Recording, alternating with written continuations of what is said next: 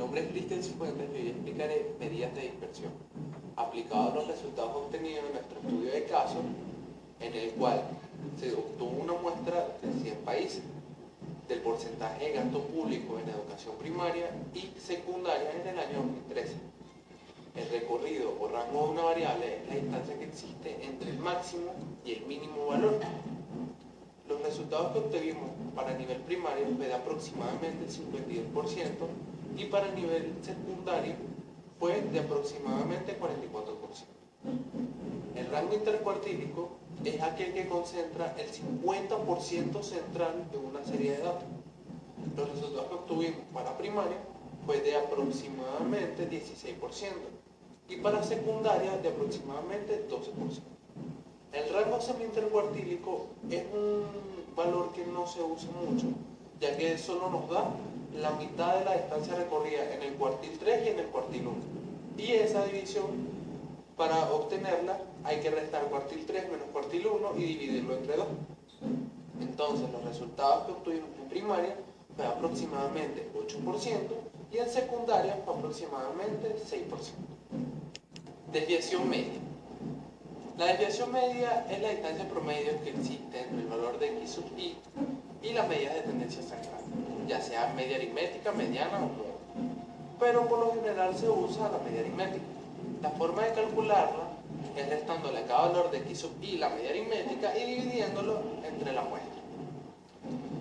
El valor obtenido en educación primaria fue de aproximadamente 10% y en secundaria aproximadamente 7%. Varianza. La varianza mide el nivel de dispersión de los datos. Mientras mayor sea el valor de la varianza, más dispersos estarán los datos. Y mientras menor sea el valor de la varianza, más homogeneidad habrá en la serie de datos. La forma de calcular la varianza es restándole a cada valor de x sub i la media aritmética y elevarlo al cuadrado. Y la sumatoria de todo eso dividirlo entre la muestra. En educación primaria obtuvimos un resultado de aproximadamente 153%. En educación secundaria aproximadamente 73%.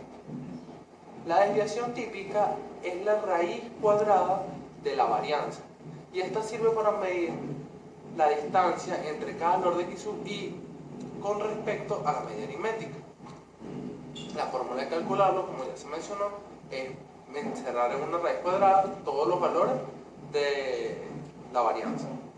En educación primaria obtuvimos un valor de 12% y en secundaria un valor de aproximadamente 9%. El coeficiente de variación de Pearson. El coeficiente de variación de Pearson es una medida que se utiliza para medir la dispersión entre dos poblaciones, pero totalmente distintas y sin importar su nivel de medida. También sirve para medir el nivel de representatividad de la media aritmética. Esto mediante unos intervalos de los cuales si el resultado da de 0 a 20, la dispersión es baja y la media aritmética es representativa. De 20 a 50, la dispersión es media y la media aritmética es poco representativa. De 50 a 100, la desviación es alta y la media aritmética no es representativa. Y de 100 en adelante, ya se recomienda hacer intervalos por separado para cada valor, para determinados valores, para que dé una dispersión más corta. La forma de medir esto es dividir la desviación típica entre la media aritmética y multiplicarlo por 100. En la educación primaria obtuvimos un resultado de aproximadamente 36% y en la educación secundaria de aproximadamente 25%. Ahora procederé a hablar de la simetría y la cortosis. La simetría trata de medir si en una serie de datos hay un comportamiento simétrico, o sea, igual de cada lado, o asimétrico. Para medir esto, los valores varían entre menos 1 y 1 para definirlo. Si el valor es menos 1, la distribución es asimétrica negativa. Si el valor da 0, la distribución es simétrica. Y si el valor da 1, es asimetría positiva.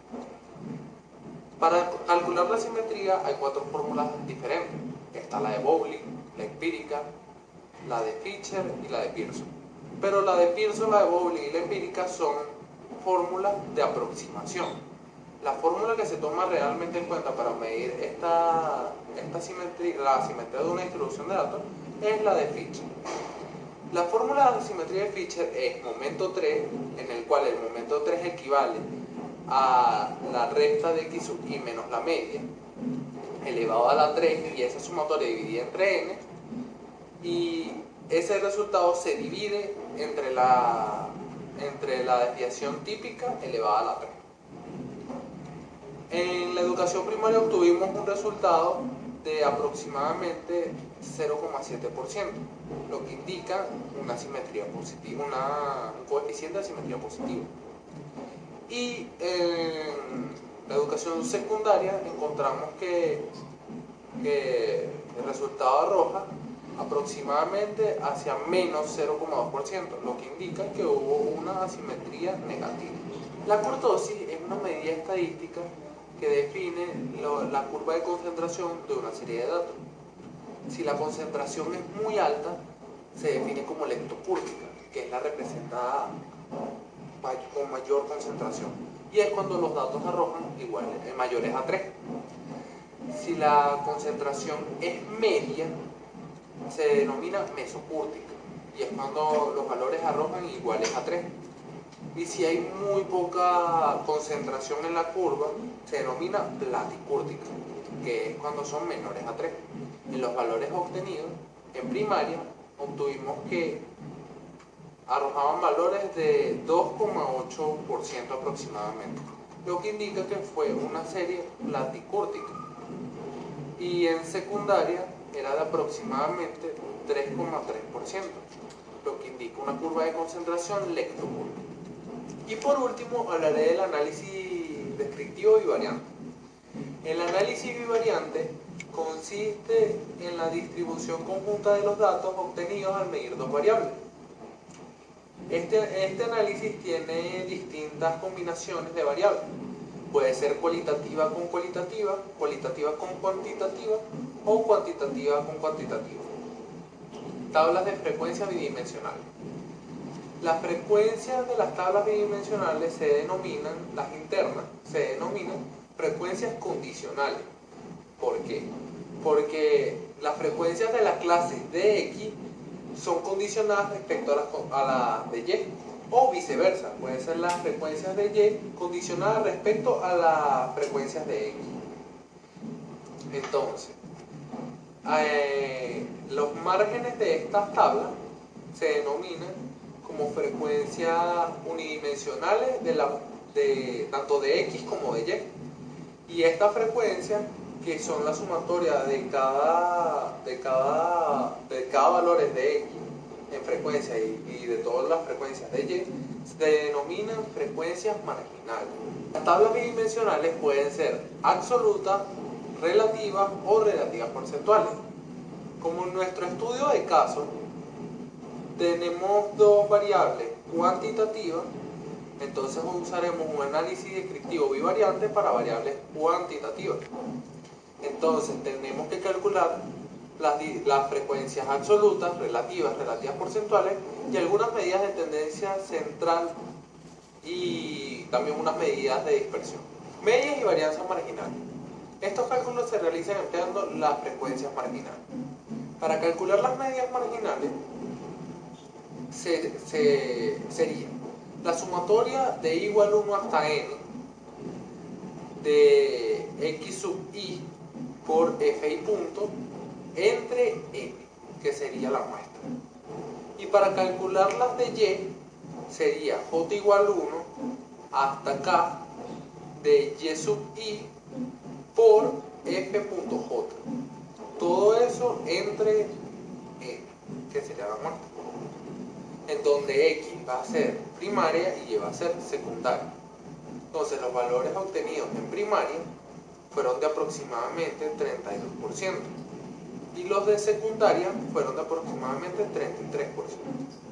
Para las varianzas sería la sumatoria de i igual 1 hasta n de x sub i menos la media por f y punto, y todo eso entre la muestra. Y para las varianzas marginales de y sería la sumatoria de j igual 1 hasta k de y sub j menos la media de y por f.j. Todo eso entre la muestra. Los valores que obtuvimos en las varianzas de x, que es primaria, obtuvimos de aproximadamente 216%. Y para la de y, que es secundaria, fue de aproximadamente 138%. Medias y varianzas condicionales se obtienen a partir de las tablas bidimensionales con las frecuencias condicionales. Para obtener la media condicional de x, es la sumatoria de i igual 1 hasta m de x sub i por fi punto, donde fi punto será igual a la muestra, entre f.j. Y para obtener la media condicional de y, es igual a la sumatoria de i igual 1 hasta k de yj por fij entre fi punto. La media condicional de x, que es primaria, fue de aproximadamente 98%, y la media condicional de y fue de aproximadamente 95%. Para calcular las varianzas condicionales, la fórmula es: la varianza condicional de x es igual a la sumatoria de igual 1 hasta m de x sub i menos la media condicional de x elevado al cuadrado por f y j entre f.j.